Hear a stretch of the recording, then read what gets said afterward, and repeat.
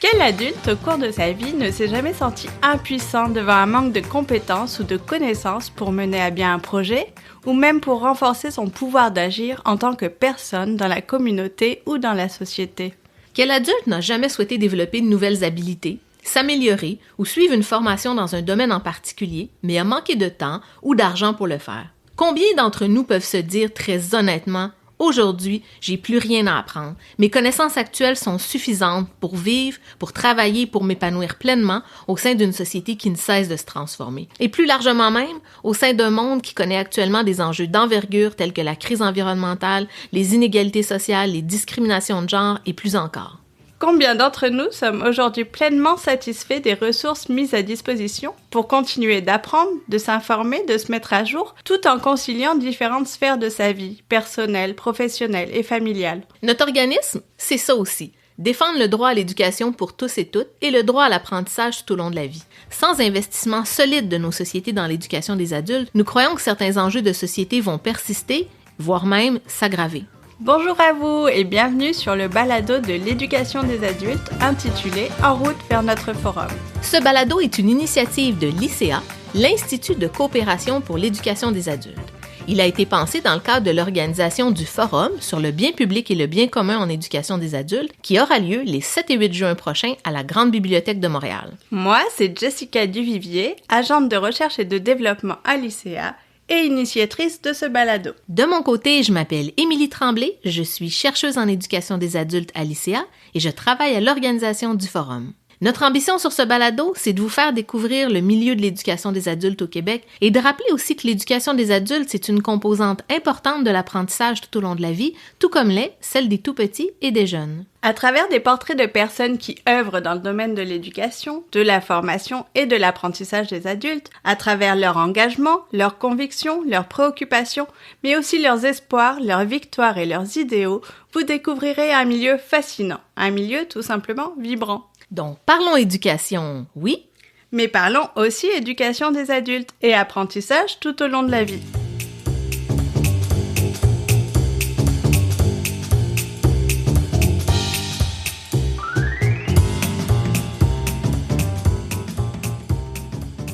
Dans ce balado, vous allez plonger au cœur des préoccupations et des visions de deux personnes très impliquées dans la formation continue et aux entreprises du Cégep du Vieux-Montréal.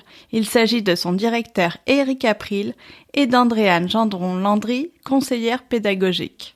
Nous avons eu la chance, Émilie et moi, d'être accueillis dans leurs locaux situés proches du centre-ville avec beaucoup d'entrain et d'enthousiasme de nos invités à la perspective de parler de ce pourquoi ils se lèvent chaque matin, soutenir davantage l'éducation des adultes et pour nos invités un impératif qu'il est nécessaire de réaliser à plusieurs, en collaboration, en concertation, ensemble pour un plus grand bien commun.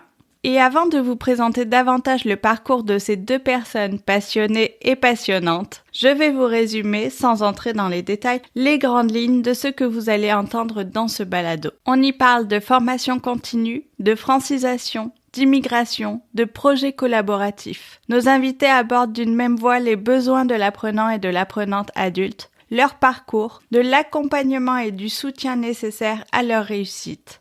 On aborde l'évolution de l'offre en formation continue, le nombre incroyable de formations qui sont offertes aujourd'hui et du danger qu'il y a de s'y perdre, de la mission de l'école québécoise aussi. Les enjeux discutés tiennent au terme d'accessibilité, d'accompagnement et de soutien, mais aussi de reconnaissance des acquis. Le bien commun en éducation est abordé sous la loupe du savoir et de l'accompagnement de l'adulte vers son projet de vie. Et enfin, vous verrez que l'importance de la collaboration, de la concertation, de la nécessité de se coordonner pour être en mesure d'accompagner l'apprenant ou l'apprenante adulte dans les moments de transition sont des éléments que vous trouverez tout au long de ce balado tant ils sont essentiels à nos invités. D'entrée de jeu, Éric April nous confie que son amour pour les adultes en formation remonte au tout début de sa carrière. Dès sa sortie d'université, il a eu en effet l'occasion d'occuper différentes fonctions, tant comme interprète gestuel en formation générale des adultes, que comme éducateur spécialisé auprès de jeunes adultes avec diverses problématiques, que comme enseignant en intégration sociale auprès de jeunes adultes ayant des troubles liés à la santé mentale. Par la suite, il a accepté de relever le défi en tant que directeur adjoint du centre Champagnat de la commission scolaire de Montréal pendant une 12aine d'années et où vraiment là, ça lui a permis d'explorer beaucoup de projets et de développer une approche, un accompagnement pour des adultes qui sont soit plus éloignés du marché du travail, soit qui ont un besoin de soutien, d'accompagnement pour définir un projet de vie. De 2019 à 2020, il est le directeur du Centre collégial de soutien à l'intégration pour l'Ouest du Québec. Et depuis, Éric April relève le défi de la formation continue comme directeur au Cégep du Vieux-Montréal. En parallèle, il maintient des activités comme chargé de cours à l'Université de Montréal, entre autres au département de psychopédagogie et d'andragogie, puis aussi à l'UQO, Université du Québec en Outaouais. Quant à Andréane Gendron-Landry, que vous allez également entendre dans les prochaines minutes, elle est conseillère pédagogique en formation continue et aux entreprises au Cégep du Vieux-Montréal depuis plus de 8 ans. Et a, elle aussi, un parcours assez vaste, vous allez voir. Elle nous confie avoir d'abord travaillé comme enseignante de langue seconde dans les écoles privées sur l'île de Montréal. Ensuite, elle a travaillé comme animatrice de francisation à l'UDM, à l'Université de Montréal, et est devenue chargée de cours à l'école de langue de l'UDM pendant à peu près 7 ans. En parallèle, elle décida de faire du développement de projets pédagogiques et commença donc à travailler beaucoup avec le ministère de l'Immigration pour réaliser du matériel pédagogique en collaboration avec l'Université de Montréal. C'est en 2015 qu'elle trouve le poste de conseillère pédagogique au Cégep du Vieux-Montréal. Et c'est à partir de ce moment-là qu'elle nous dit alors avoir plongé dans l'univers de l'éducation des adultes. D'abord en francisation à temps plein et à temps partiel avec 500 à 1000 étudiants immigrants, et plus largement aujourd'hui en développement de projets spéciaux, de cours spécialisés et aussi au Centre linguistique pour les adultes qui terminent leur formation en francisation, qu'elle a d'ailleurs elle-même mis sur pied dans l'optique d'optimiser leur niveau de français, soit pour faciliter leur entrée aux études supérieures, soit pour répondre aux besoins d'un poste en particulier. Concernant les différents services offerts par le Cégep du Vieux-Montréal en formation continue et aux entreprises, un lien vers leur site sera disponible dans la description de ce balado car leurs services et programmes sont exhaustifs et que nous avons préféré concentrer la discussion sur la vision de nos invités quant à l'éducation des adultes et au bien commun, sur leurs préoccupations et sur les enjeux auxquels ils se confrontent aujourd'hui. Ce balado est certainement le plus long de la série car nous n'avons pas un mais 2 invités. Donc je vais tenter d'intervenir le moins possible pour laisser place à leurs propos qui, je suis certaine, sauront venir alimenter votre réflexion, à vous, chers auditeurs et auditrices. Alors, bonne écoute!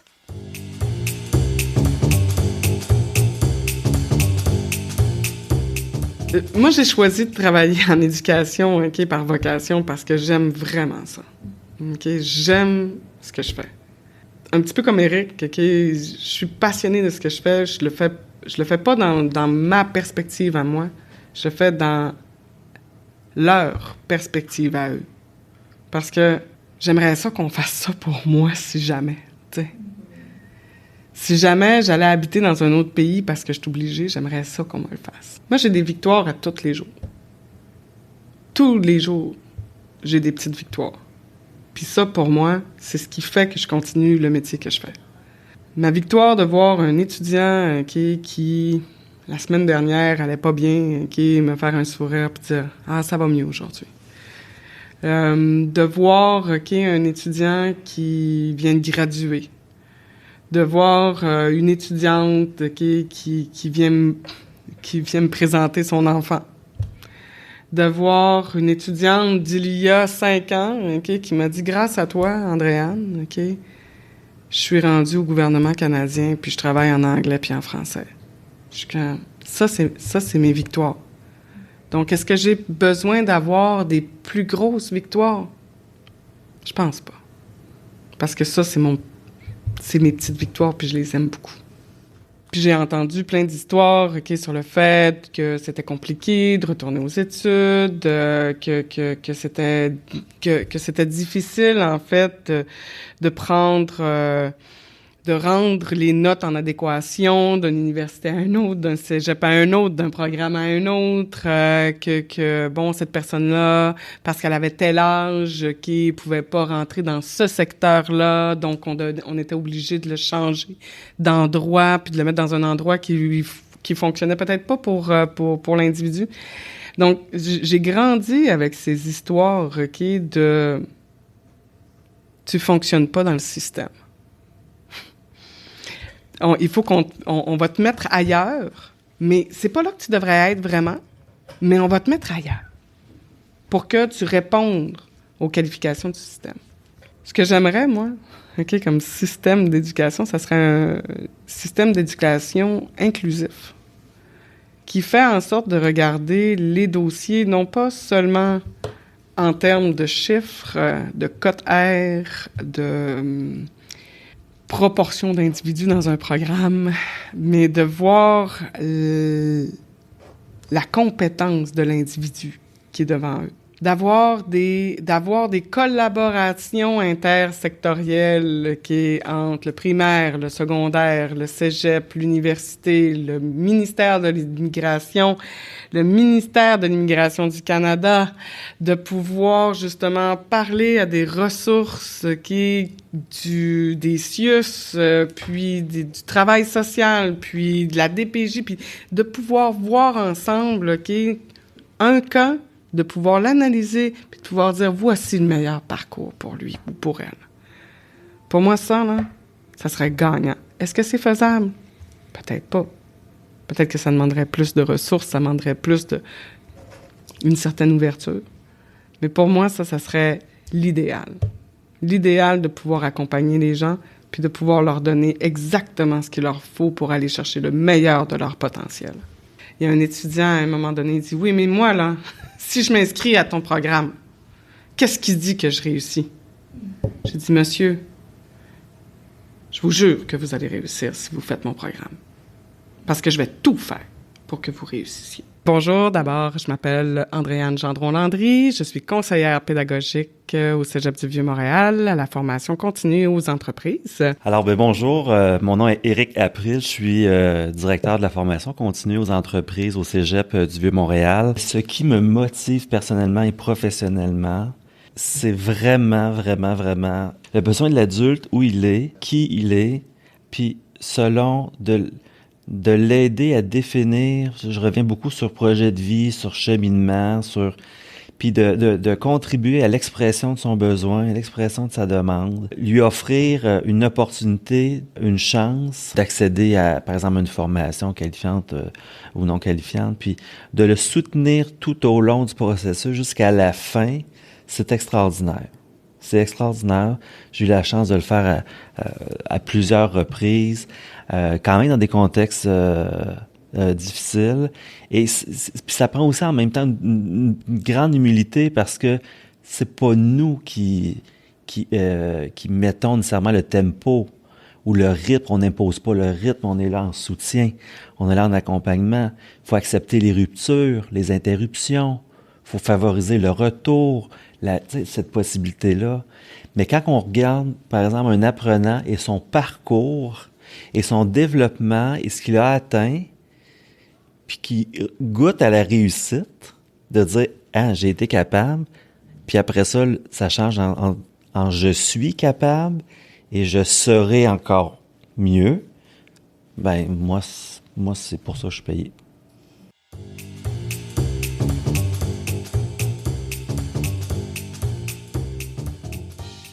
On a énormément de groupes de francisation. Puis l'offre de francisation, on est un bon joueur, je pense, sur l'île de Montréal. Tu sais, on sait que la francisation, dans le milieu collégial, il y a quand même pas mal de groupes. Mais ici, on se situe à environ 15 groupes par session.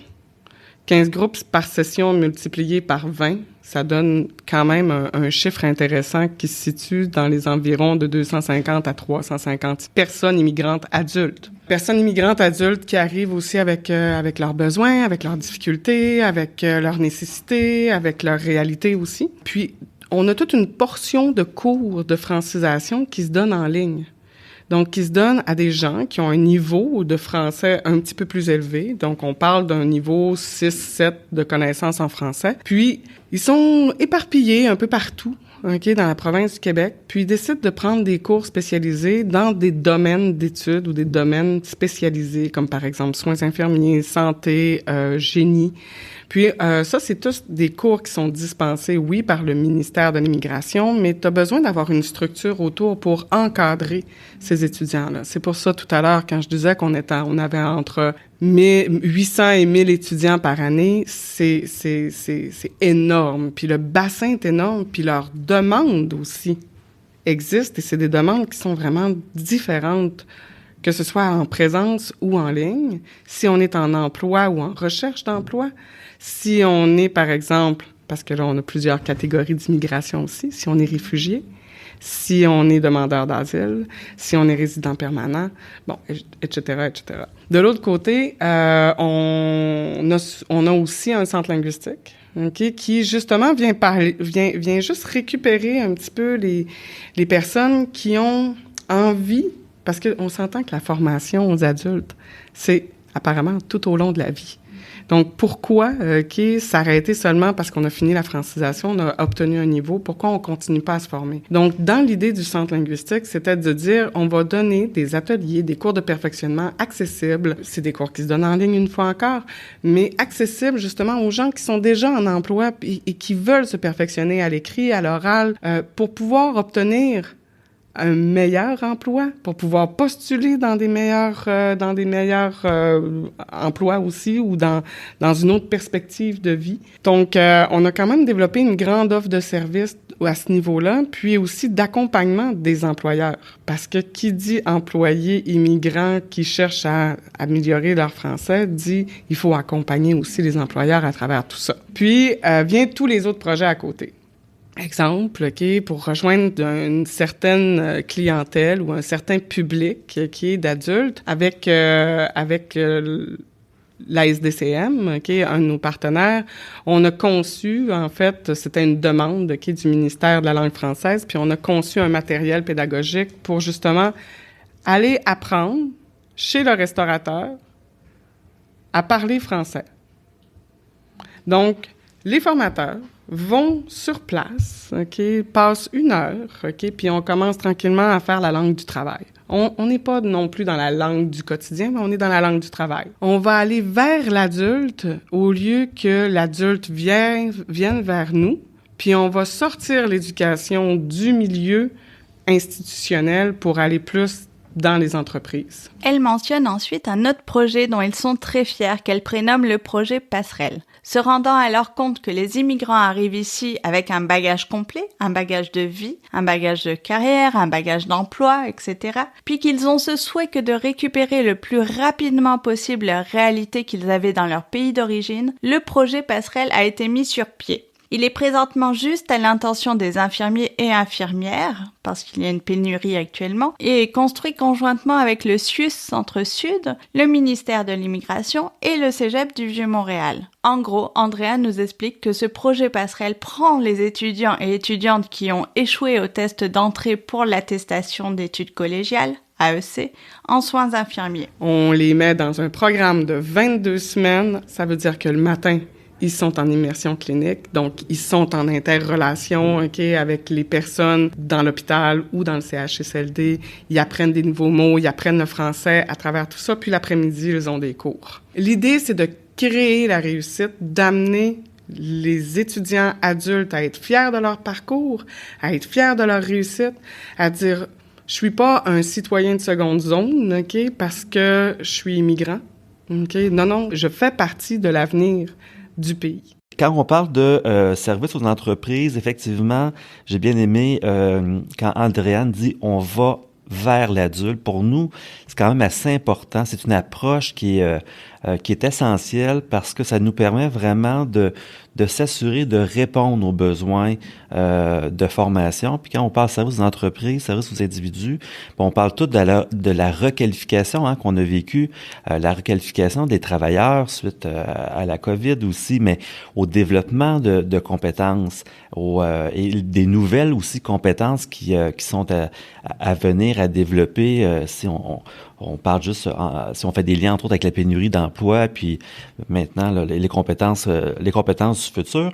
Donc, pour nous, c'est vraiment une façon de mettre en adéquation la formation, les besoins de l'apprenant ou les besoins du travailleur comme tel. Et de tous ces projets, de ces missions-là que nous avons, émergent un peu comme Andréane le disait, des initiatives, des idées, parce que effectivement, actuellement, le Cégep du Vieux-Montréal, on a une concentration d'étudiants qui sont plus issus de l'immigration. Ça nous amène à un niveau de défi. On a besoin de travailler en équipe, on a besoin de partenaires, on a besoin de collaborateurs, parce que les défis, c'est quand même très complexe.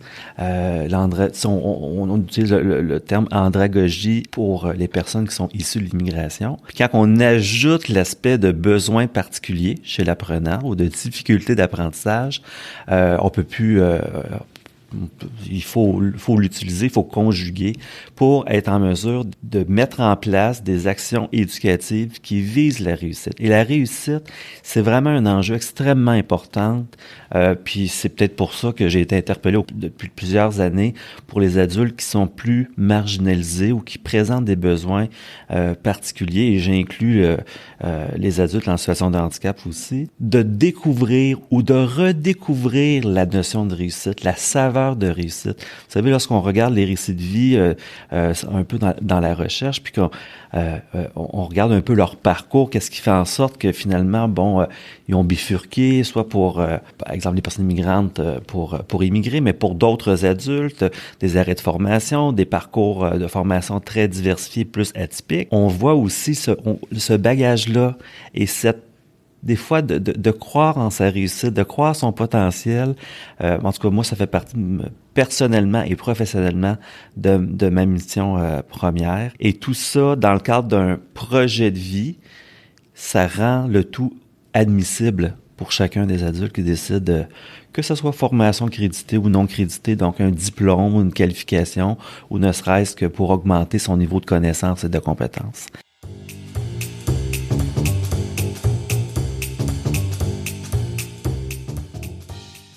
On est dans une institution. OK, c'est pas un organisme, OK? Puis bon, c'est quand même assez gros, c'est un gros bateau.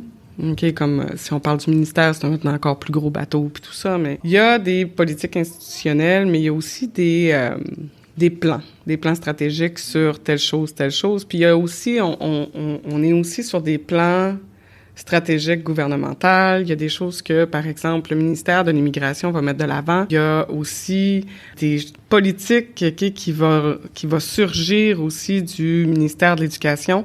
Donc, il faut, en tant qu'institution, qu'on se mette des balises, parce qu'on peut pas être partout et partout en même temps. C'est pas possible. Pour ce qui est de l'immigration, je pense qu'on a la chance d'avoir une belle relation avec le ministère de l'Immigration, d'avoir des bons liens, puis de pouvoir être une équipe réactive, OK, où justement, il y a un besoin, OK, c'est pour ce groupe d'individus, qu'est-ce qu'on peut faire pour régler le problème? Cette problématique-là, on a constaté la problématique, qu'est-ce qu'on peut faire pour le régler?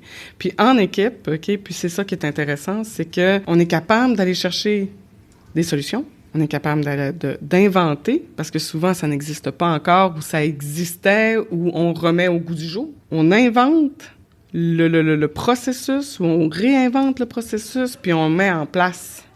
Mais ça demande que tous les acteurs qui travaillent justement sur ce projet-là, y croient. Donc, c'est pour ça que si on va chercher, puis on peut plus travailler seul, on peut plus travailler en vase clos, c'est terminé. Il faut absolument qu'on travaille avec des collaborateurs, qu'on travaille avec d'autres institutions, qu'on travaille justement en équipe école, en équipe collège, en équipe gouvernementale. Mais de là va arriver, bien entendu, la question. Mais je pense que on se cachera pas, d'ici 2042, il va y avoir une pénurie de main-d'œuvre quand même assez. Je sais qu'il y a des gens qui disent non, c'est pas vrai, mais oui, il va y avoir une grosse pénurie de main-d'œuvre.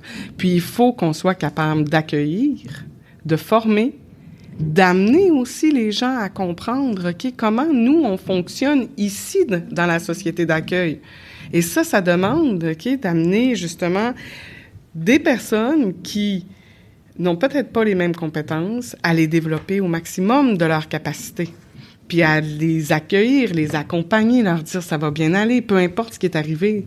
Peu importe ce qui est arrivé, on va essayer de te rendre là le plus loin possible. Puis ça, mais il va falloir qu'il y ait les infrastructures, il va falloir qu'il y ait l'argent, il va falloir qu'il y ait le personnel, il va falloir qu'il y ait le soutien, il va falloir qu'on commence à collaborer énormément entre les organismes qui sont, eux, sur le terrain, mais vraiment, les institutions, les centres de services scolaires, les gouvernements. Il va falloir que ce soit une table plutôt que de la hiérarchie. Nous leur avons ainsi demandé s'il était facile de collaborer avec d'autres instances. Voici ce qu'Éric nous a répondu. C'est un défi. C'est un défi. Ouais. Je sais pas. Un défi. L'impact de la COVID a fait en sorte que les gens ont dû pensent différemment. On a vu du décloisonnement entre des institutions, entre des ministères, puis ça, je trouve ça remarquable. On aura peut-être trouvé un effet positif à la COVID. Mais ça part toujours d'initiatives de personnes qui y croient, des gens passionnés, des gens qui ont peut-être une sensibilité, des visionnaires, qui vont au-delà de leur... Souvent, ce que je vois là, ce que j'ai vu, qui vont au-delà de leur mandat pour lesquels, la mission pour laquelle ils sont, par exemple, embauchés ou avec laquelle ils collaborent. Puis ça, je veux faire un lien. Puis ce lien-là, il est vraiment important comme vision pour l'éducation des adultes. Là, on parle le décloisonnement entre les institutions, entre les ministères. Oui, il y a la formation, il y a l'employabilité, ou après ça, il y a d'autres services, mais la transition, c'est un enjeu. On essaie depuis plusieurs années d'adresser, on l'a appelé la TEVA, transition école-vie active, on l'appelle. Mais au-delà comment on fait pour attacher les cheminements, d'offrir une deuxième chance. Mais si tu en manques ta deuxième chance, offrir une troisième. Puis peut-être j'ai besoin d'avoir une quatrième chance. Mais dans chaque expérience, chacune de ces expériences-là, il y aura des éléments transitoires.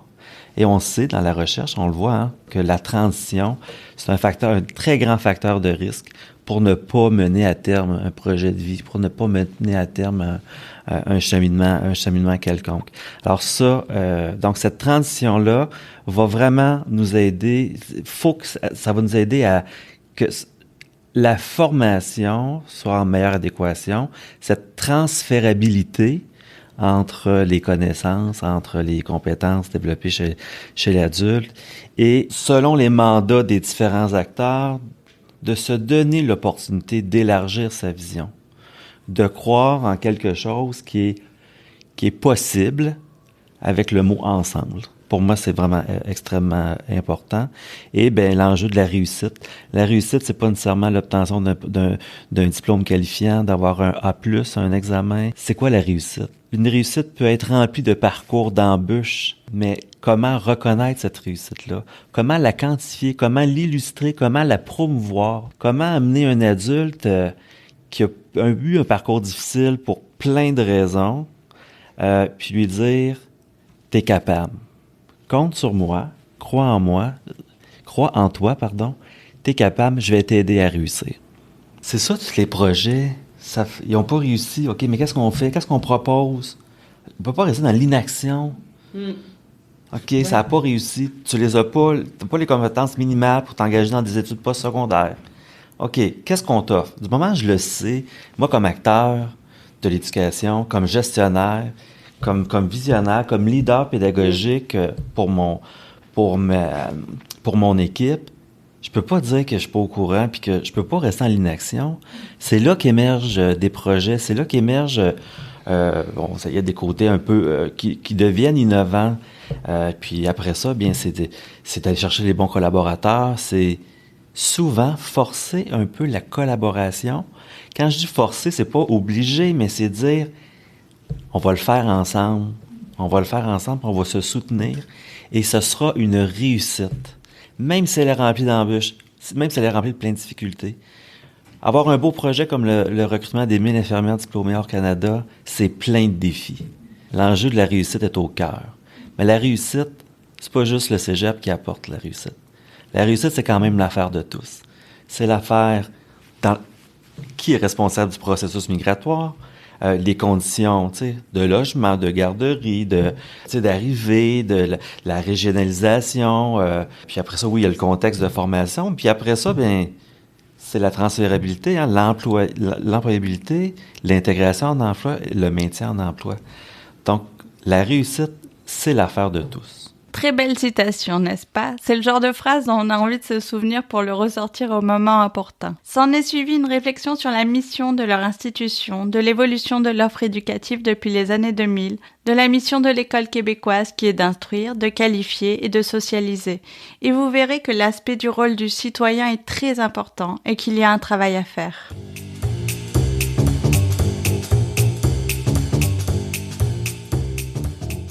Je vais poursuivre un peu quand Andréane parlait d'institutions, de politique, tout ça. C'est vrai que la mission d'un établissement d'enseignement, elle est quand même assez définie.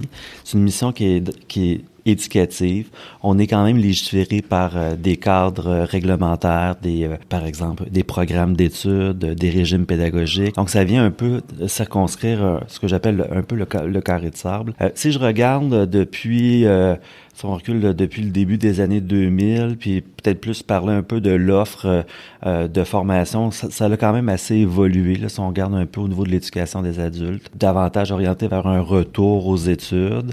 Et là, il est arrivé des clientèles, on a commencé à offrir un peu plus de formation qui répondent à des besoins en lien avec des clientèles un peu plus marginalisées. Je me rappelle, il y a plus d'une dizaine d'années dans les centres de formation générale des adultes, lorsque les enseignants, les conseillers pédagogiques, le réseau, on a comme fait une grande découverte que il y avait des adultes, beaucoup d'adultes qui avaient des troubles d'apprentissage. Et là, ça a été un gros constat. C'était quand même un moment marquant. J'ai contribué quand même à la mise sur pied d'offres de formation, à soutenir des centres de formation générale des adultes. Mais on venait de prendre conscience que, là, dans ma classe, là, j'ai des adultes qui me disent pas nécessairement s'ils ont des diagnostics, ils ont eu des services au secteur des jeunes, tout ça. Donc, et là, je pense qu'au niveau de la santé mentale, depuis les quelques dernières années, ça prend un peu plus de place, puis ça inclut tout le réseau postsecondaire, entre autres, là, dont on doit vraiment y tenir compte. Je vais juste faire un lien qui, pour moi, est vraiment fondamental à la mission de l'École québécoise. C'est 3 choses, hein. C'est instruire, c'est de qualifier, puis socialiser. Je pense on a l'aspect de socialisation, donc de devenir un citoyen, le rôle du citoyen est quand même très important. Puis je pense que on a quand même un travail à faire à cela. Ce qu'on voit ces dernières années, entre autres, puis on a porté différents regards, dont la CPMT, sur lorsqu'on vient pour dresser l'offre. C'est quoi l'offre de formation destinée aux adultes? On vient pour faire ce mapping-là, faire c'est une toile d'araignée sans fond. Alors, je me mets à la place d'un apprenant, d'une personne immigrante, puis je vous dirais même un Québécois de souche, parce que dans le sens qui connaît l'organisation du système scolaire québécois, c'est à s'y perdre. Et c'est à s'y perdre, puis aussi l'enjeu de la qualité.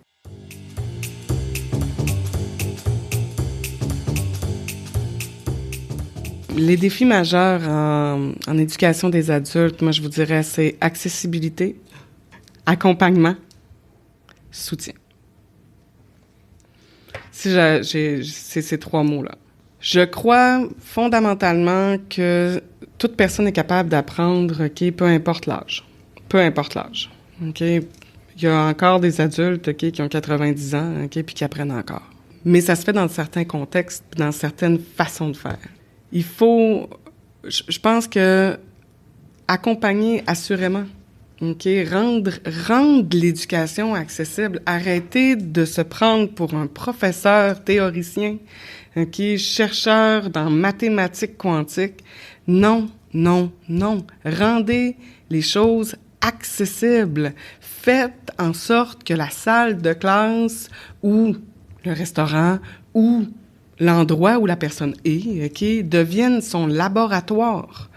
Qu'on puisse justement faire des activités qui vont être en lien avec sa réalité. Parce qu'on le dit, si t'es pas capable de faire le transfert de tes connaissances, t'apprends rien. Donc, les cours théoriques dans des grands amphithéâtres avec 250 étudiants, tu serais aussi bien de faire en éducation autoportante. Ça va faire exactement la même chose. Accessibilité, accompagnement. Un adulte qui revient aux études, là, c'est un adolescent qui commence le cégep. Il a fini ses études. Lui, dans sa tête, il avait terminé. Il avait juste terminé. Il continuait son petit bonhomme de chemin. Il faisait sa vie. Mais là, on lui dit, non, tu vas retourner sur les bancs d'école. Mais il faut l'accompagner, parce que c'est pas vrai que c'est facile. Parce que il vit avec d'autres réalités qui est souvent la conciliation travail-famille. Mais là, on rajoute une autre chose. On dit travail, famille, études. Même si c'est l'étude à temps partiel, c'est quand même travail, famille, études. Et souvent, les études, c'est la première chose qu'il va quitter. Il va pas quitter son travail, puis il va pas quitter sa famille. Soutien pour pas qu'il quitte les études. Soutien pour qu'il sente justement qu'il fait partie de la société, qu'il fait partie du réseau, qu'il fait partie de sa salle de classe, que son apprentissage va amener quelque chose. Moi, je pense que c'est ça, les 3 grands mots, les 3 concepts clés. Puis c'est ça où le bas blesse, je pense, énormément. Ce que Andréane dit, là, les 3 termes qu'elle utilise, c'est vraiment très porteur de sens en termes d'accessibilité, en termes d'accompagnement, en termes de soutien. Si je fais juste un petit parallèle peut-être avec les centres de services scolaires, avec ce qu'ils ont mis en place là en 2007-2008 avec les SARCA, les services d'accueil, conseil, services d'accueil, référence, conseil et accompagnement, on est quand même dans les 3 termes là d'accessibilité, d'accueil et de soutien. Peut-être un petit peu plus de manière pointue quand on parle d'accueil, pas d'accueil mais d'accompagnement, on a besoin d'acteurs, ça prend des acteurs, ça prend des personnes référentes, ça prend des partenariats aussi là, c'est important qu'on travaille de manière très concertée pour s'assurer là que on puisse soutenir l'adulte dans son projet de formation, mais au-delà de ça dans son projet de vie. Puis, en ce qui a trait, par exemple, au soutien, il y a un enjeu financier. Hein? Il y a un enjeu financier. C'est sûr que lorsqu'on regarde là, les 20 dernières années et les diverses initiatives gouvernementales, entre autres, pour soutenir les adultes ou les apprenants dans différents contextes, on l'a bien vu, entre autres, là, pendant la COVID, là, lorsqu'on a dit là, il faut requalifier. Donc, il y a vraiment eu des injections majeures pour soutenir financièrement le retour aux études. Maintenant, comme Andréane le disait, la pénurie d'emploi, les enjeux économiques là, aussi là, qui actuellement et à venir, sont quand même des préoccupations chez les adultes, les apprenants, qui amènent peut-être de plus en plus peut-être un report de formation à temps plein. Donc le concept d'étudier à temps plein quand je dois conjuguer diverses responsabilités, ça s'avère vraiment être un défi à un tel point que nous, au Cégep du Vieux-Montréal, on va adopter une politique justement pour les parents aux études. Dans cette politique-là, on va accorder une attention particulière pour soutenir ces adultes-là qui ont décidé de faire le choix d'un projet de formation, puis d'une prochaine qualification ou requalification. Reconnaissance des acquis, des compétences. Ça, au cours des prochaines années, il va falloir vraiment s'y attarder. S'y attarder encore plus avec les personnes qui sont issues de l'immigration. Quel mécanisme avons-nous, et je prétends pas qu'on n'a pas de mécanisme, loin de là, mais lorsqu'on a accès quand même à une population qui est qu'on va franciser, entre autres, que à plusieurs égards, leur diplôme est reconnu ou plus ou moins reconnu. Alors, du moins, c'est ce que j'entends de la part de plusieurs adultes qui sont issus de l'immigration. Maintenant, si on avait un regard peut-être plus davantage vers leurs compétences. Quelles sont leurs compétences? Et est-ce que sur le marché du travail, c'est sûr que la valeur d'un diplôme, c'est très important, mais Le temps, la durée, pour aller chercher aussi un diplôme, c'est quand même des variables à considérer. Mais maintenant, comment peut-on présenter ses compétences pour, par exemple, définir peut-être un portfolio, avoir des badges de compétences. On voit ça un peu dans d'autres pays actuellement, où le regard, oui, posé dans un premier temps sur la diplomation, mais aussi sur la compétence. Ce qu'on veut dans les compétences du futur, entre autres, là, c'est justement, c'est des compétences, c'est des savoir-être, des savoir-faire, et on a, par l'entremise de la RAC, Reconnaissance des acquis des compétences, un mécanisme, puis ça reste quand même à travailler, à promouvoir, vraiment là, soutenir l'adulte là, pour l'amener à démontrer justement ses compétences, parce que c'est sûr que pour nous, un adulte n'a pas à refaire la démonstration de ses connaissances, ses compétences, ses connaissances, donc retourner sur les bancs d'école pour des compétences, des connaissances qu'il a déjà. Donc, et peut-être pour conclure, on a une belle philosophie, hein, vous savez, l'apprentissage tout au long de la vie. Je pense que ça fait plusieurs années qu'on le dit, il va falloir qu'on s'assoie comme société québécoise, puis qu'on y porte vraiment un regard en 2023, 2024 pour les prochaines, parce que c'était quand même audacieux, hein, cette politique-là, mais en termes de faisabilité, en termes de est-ce qu'on a répondu à l'ensemble à toutes les orientations visées par cette politique-là. On parlait tout à l'heure, Landrine parlait d'accessibilité. A-t-on rendu accessible à tous cette possibilité d'apprendre tout au long de la vie? Je pose cette question. Très intéressant.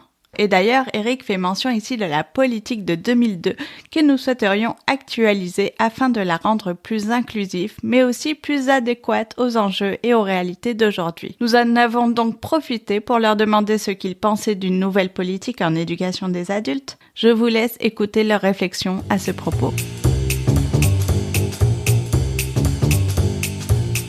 En ce qui a trait à la politique de 2002, là, de l'éducation des adultes pour l'apprentissage tout au long de la vie, quand même, c'est une politique. Hein, on sait que, grosso modo, après une vingtaine d'années, il faut quand même revoir.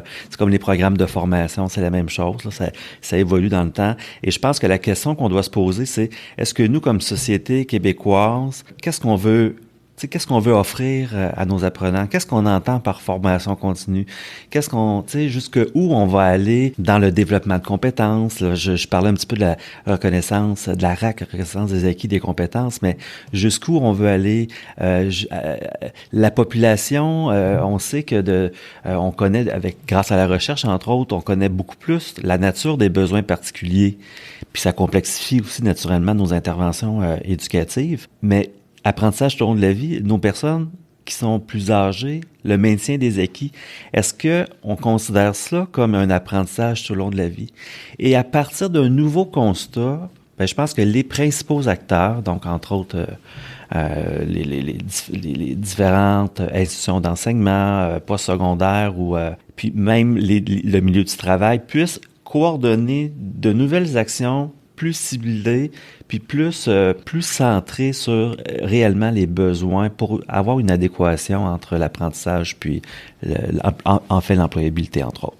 J'aurais tendance à dire, comme disait Éric, une politique, c'est une politique. Il faut la retravailler toujours parce que de toute façon, une société qui n'est pas en mouvance n'est pas une société, c'est une société morte.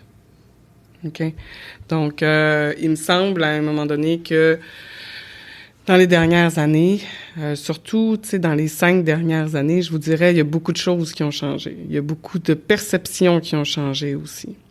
Je vous dirais que pour moi, je pense qu'il faudrait voir ça dans un sens très, très large, l'éducation, et non pas se concentrer juste sur la formation qu'on reçoit pour accéder à un travail ou à une profession, tout ça. Je pense que l'éducation, ça commence quand on est jeune.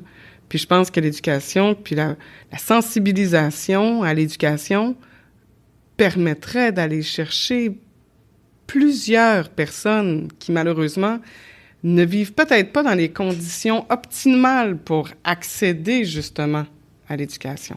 Une nouvelle politique sur la formation continue tout au long de la vie, oui, mais de la rendre encore plus large et de peut-être sonder, justement, Les personnes qui sont insondables, qu'on n'est pas capable d'aller attraper, puis qu'on n'est pas capable d'aller chercher parce que, justement, ils sont pas sur les bancs d'école. Puis ils sont pas dans les milieux académiques. Puis ils se retrouvent souvent, oui, marginalisés. Puis peut-être aller leur demander, c'est quoi pour vous? Comment je peux faire pour vous rattraper? D'amener peut-être l'éducation à quelque chose de plus vaste que seulement la coquille du savoir.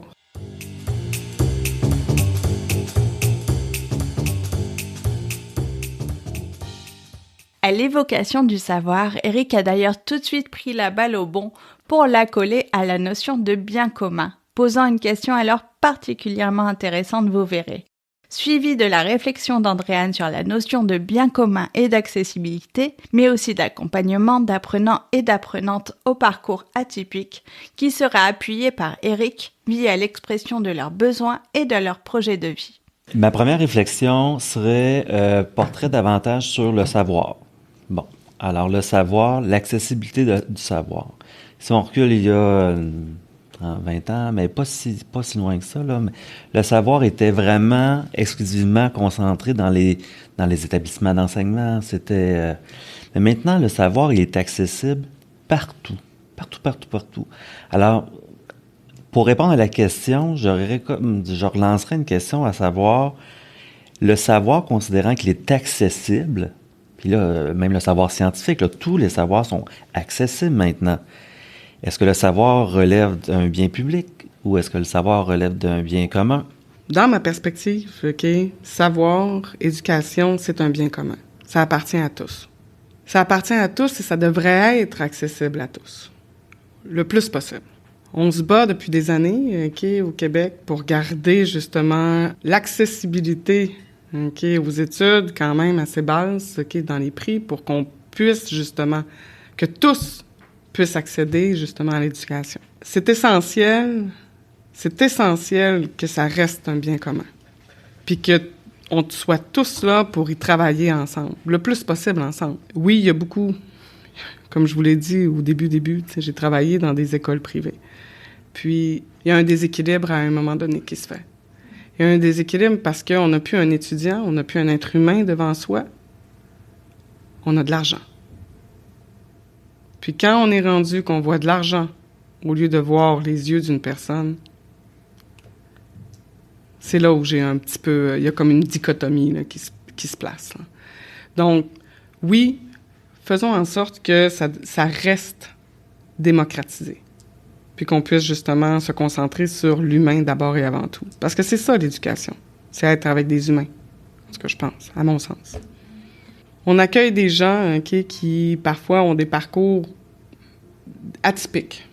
T'sais, puis quand je parle d'atypique, c'est pas juste parce que t'as fait ta demande d'immigration, que t'as pas réussi ton secondaire 5, tout ça, non. T'as des parcours atypiques.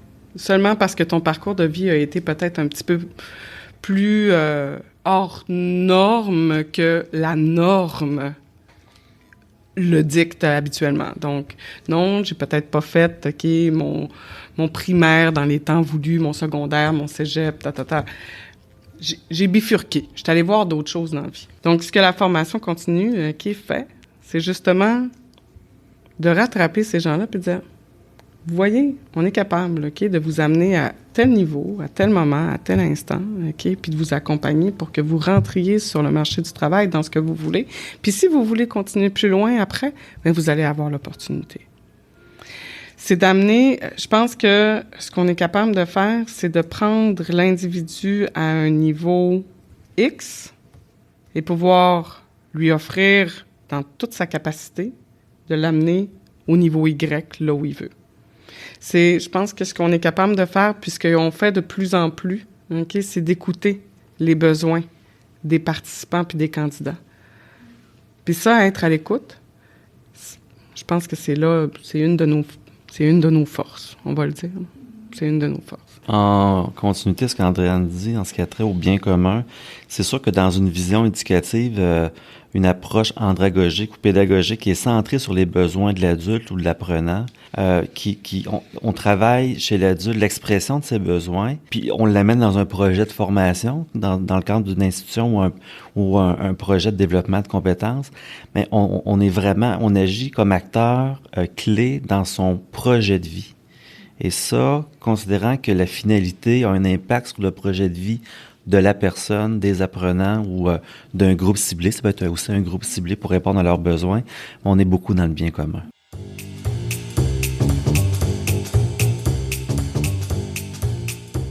Merci beaucoup Éric et Andréane pour ce très beau partage. C'était Jessica Duvivier, réalisatrice et productrice du balado de l'éducation des adultes intitulé « En route vers notre forum », en espérant que cet épisode vous a plu et vous a donné envie de vous plonger au cœur de nos prochains entretiens. Si c'est le cas, n'hésitez pas à vous abonner, à partager et à mettre 5 étoiles pour maximiser notre visibilité et ainsi faire valoir nos revendications.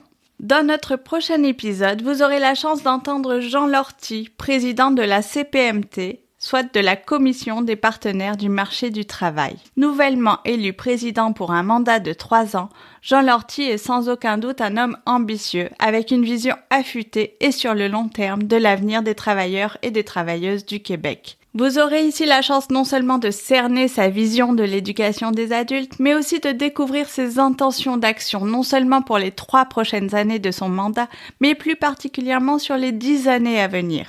La situation du marché de l'emploi au Québec est sans conteste à la croisée de différentes crises technologiques, environnementales et démographiques, mais vous allez voir que Jean Lortie a toutes sortes d'idées pour y répondre, notamment de façon telle que chacun et chacune des travailleurs et des travailleuses puissent s'inscrire dans une culture d'apprentissage et d'éducation tout au long de la vie. Alors ne manquez pas ce rendez-vous ministériel, car vous pourriez être surpris et surprise très positivement. Alors je vous dis à très bientôt.